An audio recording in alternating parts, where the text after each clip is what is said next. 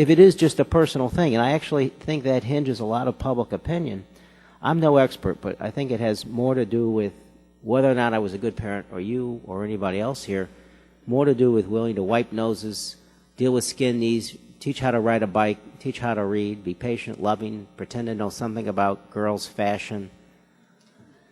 You get the sense of that. I don't think in the moments of being a parent that you're thinking what your orientation is. I sure as heck don't think your kids do either.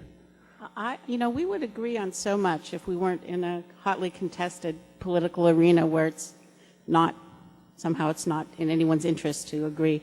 I just want to be this one time we don't talk past each other. Yeah, no, I honestly believe 90% of what you said. I believe there are gay people who are wonderful parents.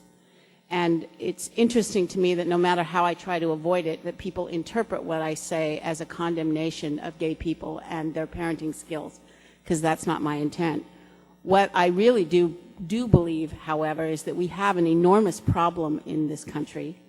It wasn't caused by gay people, and it can't be cured by them. But it is entirely about how serious we are, not about marriage and as an expression of romantic love, which is doing fine in Hollywood, right? But whether marriage as a social institution is going to fulfill its role of bringing together mothers and fathers and keeping them together in the same loving family for the sake of the children. And I believed as you do apparently, that same-sex marriage is just going to be about including a few more people in the same institution. What I really do believe is that the founding ideas driving a social institution have big consequences.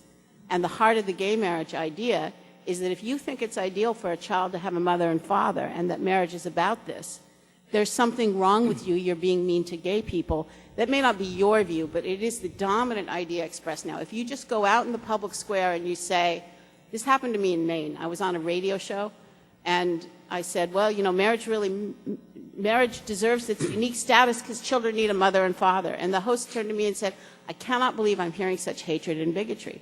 I understand that some people hear it that way. It saddens me. But it also persuades me that we are in a real fundamental question about what marriage is going to mean. If your concern is to defend marriage, don't you see greater threats being infidelity, domestic violence, alcoholism, drug use? Those are the things that drive families apart. I spent about 20 years in the family fragmentation debate working on the issues of divorce and unmarried childbearing, and I still actually devote some of my time to that. But I do see a need. I wouldn't say if I could wave a magic wand and eliminate divorce and have gay marriage, I might wave that magic wand.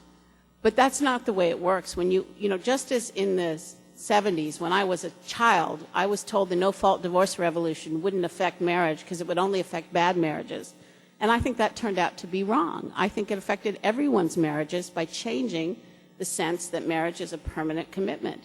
And in the same way, I think same-sex marriage is going to eventually affect everyone's marriage, not mine because I'm old, but by changing the public understanding of what this institution is and what it's for, and by branding people who hold my views of marriage, which again are very powerfully related to its role in protecting children by regulating family structure, by branding people like us as motivated by animus and hatred, and it's going to be hard to sustain that idea if the law adopts that point of view towards the people who hold it.